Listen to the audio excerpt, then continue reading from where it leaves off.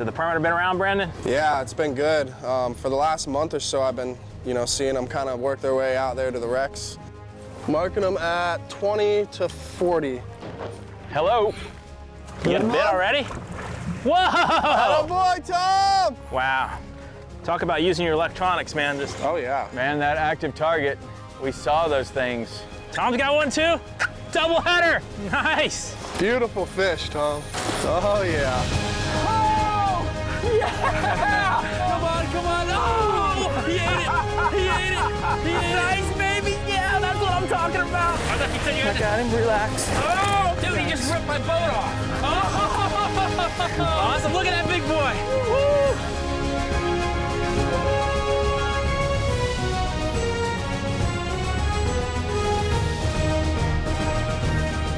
The Hawks Cay Saltwater Experience, presented by Yellowfin, with Captain Tom Rowland and Captain Rich Tudor.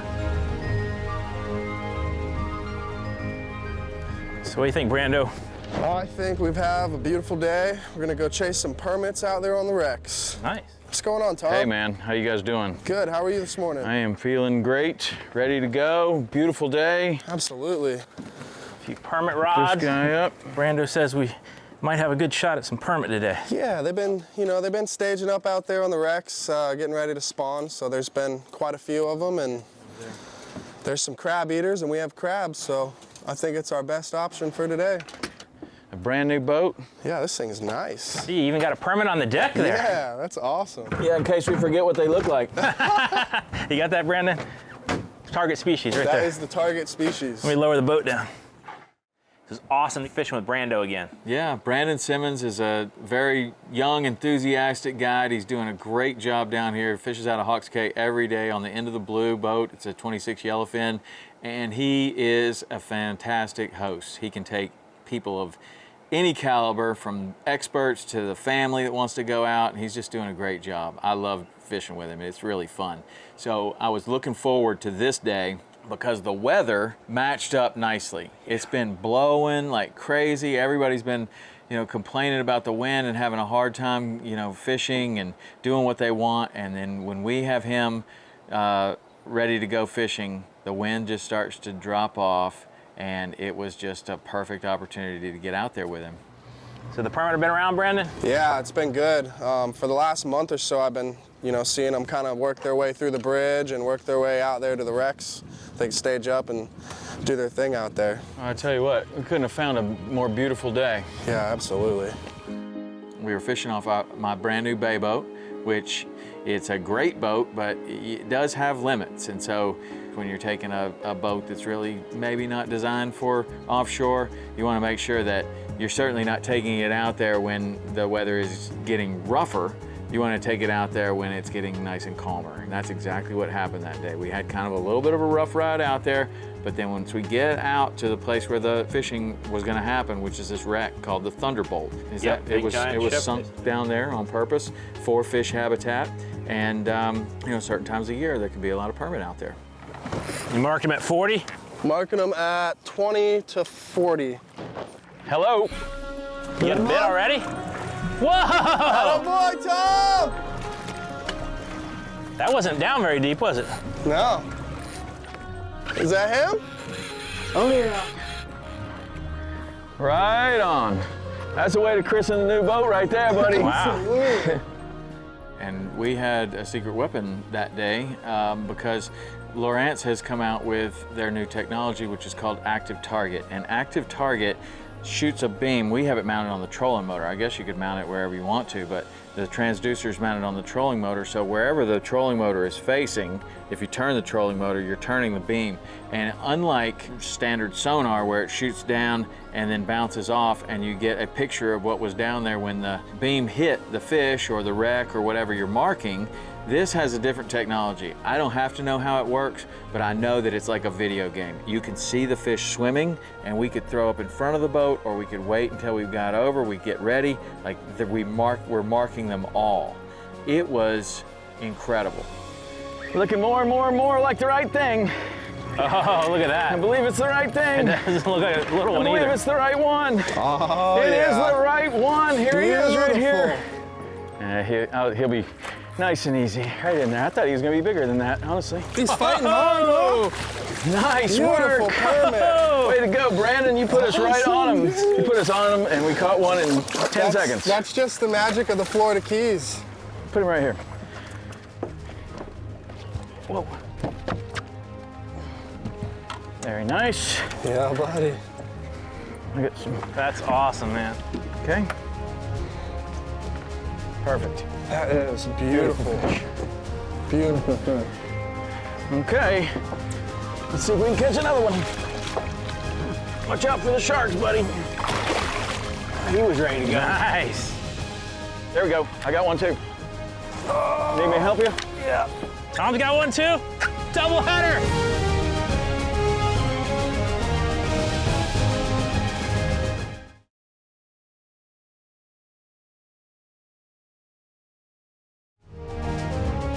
The Hawks K Saltwater Experience, presented by Yellowfin, is brought to you by Hawks K. Find what lures you.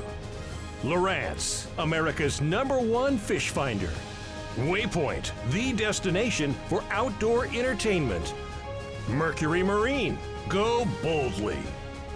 St. Croix Rods, the best rods on earth. And by Ameritrail Trailers. Daiwa. Marathon. Black Rifle Coffee Company. Salt's Gone. Power Pole. And Reflex Boat Decking.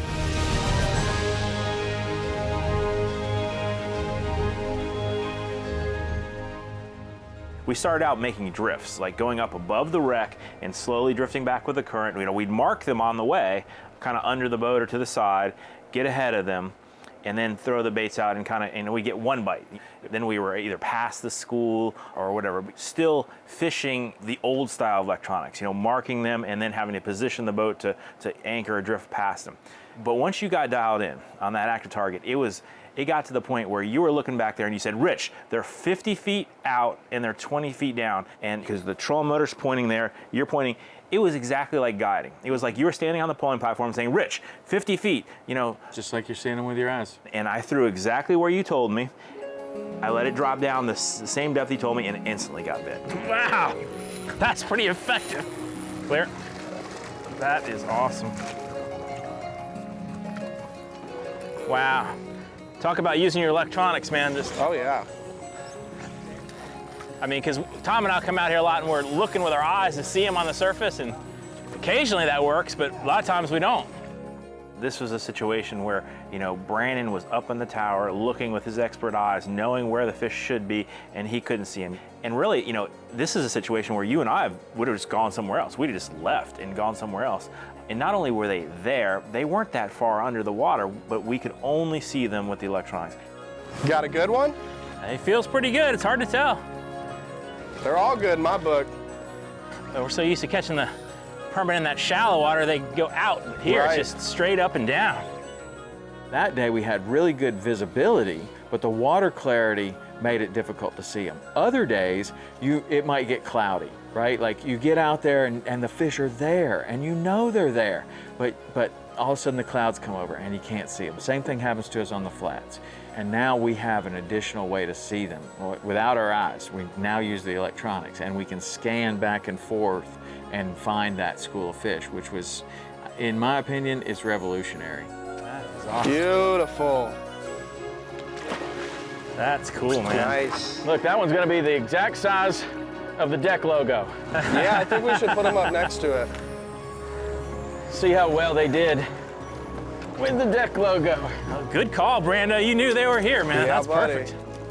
That was awesome, man. Your favorite fish in the world. I mean, you like them so much, you had it engraved in your boat. That's right, you got the new reflex decking and they did a fantastic job. That's the best looking deck I've ever seen on a boat. They did this pattern on the front, and right at the last second, I thought, could you guys put a permit in there somewhere? And they were like, oh, yeah, we can put that in there. We went back and forth a couple of times. They showed me a couple of mock-ups of what it would look like, and I'm like, perfect. I think that's gonna be good luck. Well, I mean, that is pretty interesting that the very first fish that's ever been on that boat was a permit and a whole bunch more to follow. Yeah, That's awesome. perfect. Pretty fish. You guys need a hand with anything? I think we're good right now.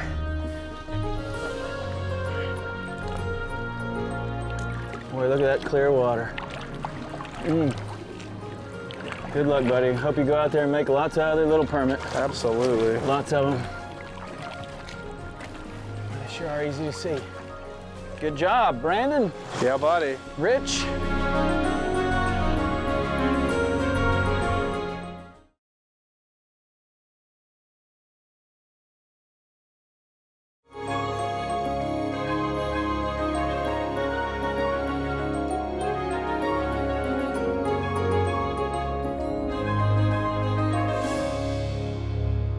What's going on there on these wrecks? It's an interesting thing. It's a time of year in the spring where the permit moved from the backcountry. I mean, those just weeks before, those same fish were in the backcountry, and often we'll see them, coming through the bridges and the channel key banks and other areas, these big schools, and they seem to be moving offshore. This is like a spawning behavior. It seems like the same fish 10 months a year are inshore, but in that 1 or 2 months they move out offshore to do the spawning behavior, and the wrecks or the big reefs out there are just their destination. Where was that? Right out front here.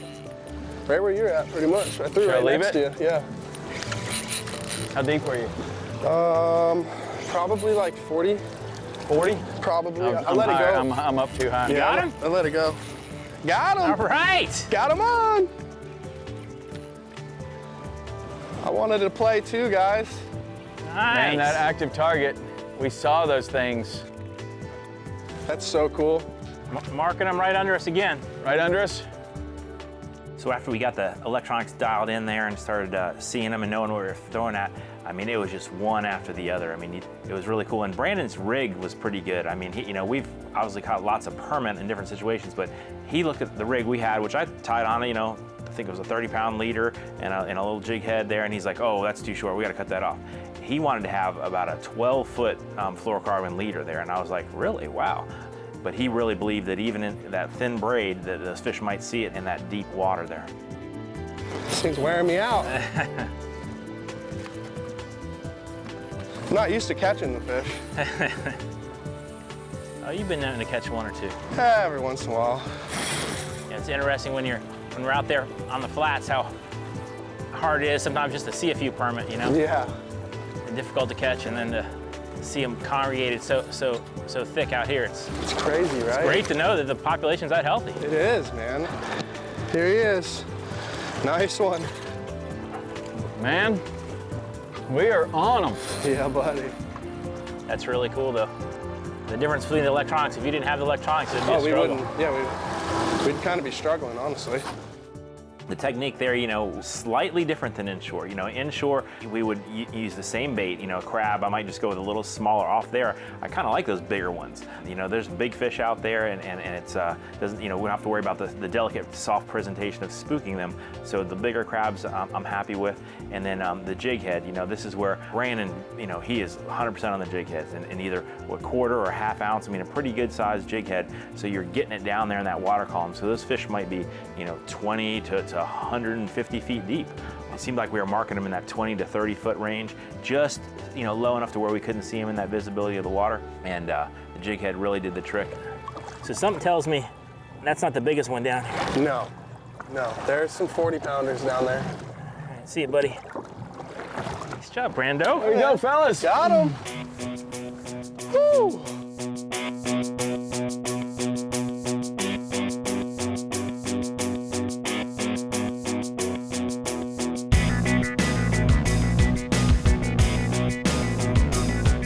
Hey, I'm standing out here on my brand new 24 yellowfin, and I'll tell you what, this thing is loaded with all kinds of incredible equipment, but the one thing that I'm probably the most excited about this year is the Lowrance Active Target. The way that I have this set up is absolutely incredible. It is revolutionary. We're already catching lots of fish with it, and we're gonna catch more because of a couple of features. First, I can connect my screens to my phone. So no matter where I am in this boat, I can look at my phone and see what is being displayed on the screen. What I want displayed on that screen is the active target in a situation like we're fishing offshore for permit or fishing the bridges for tarpon. I may move all around the boat, and the ability to just look down at my phone and see what we are seeing is incredible. The other thing about it is that the active target transducer is mounted on the trolling motor. So wherever the trolling motor is facing is where I am shooting the beam out. I can move the trolling motor around and I can scan all out in front to find out where the fish are. If I see fish out there on my phone at 30 feet and 50 feet down, I can make that cast depending on where the trolling motor is facing, and I'm telling you, it works. The Lowrance Active Target is revolutionary. This is the most incredible technology that I've seen come out in a long time.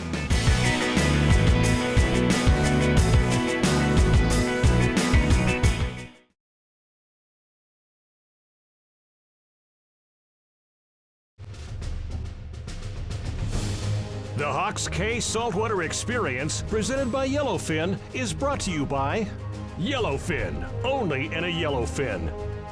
Hook. Tackle Direct, the world's premier fishing outfitter. Yeti. And by Burno and Rod Holders. Wiley X. Nikon. Buff. Lithium Pros. And Golden Boat Lifts. Did you know you can get every episode of Saltwater Experience completely free on Waypoint TV? Go to waypointtv.com and find out how you can download the app or find it on any smart TV. And if that's not enough, you can find the Tom Rowland Podcast on Apple, Spotify, or anywhere you find podcasts, and we'd love to have you as a follower on Instagram, Facebook, and YouTube.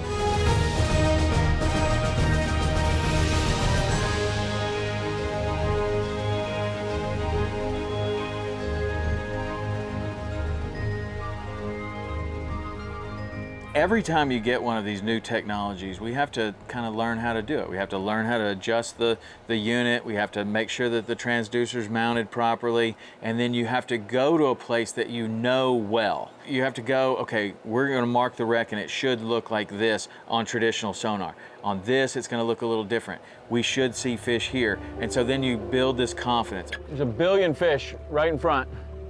They're right in front of the trolling motor. 15 feet down.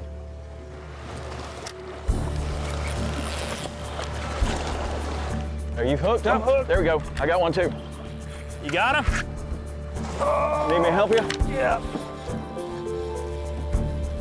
Tom's got one too. Double header.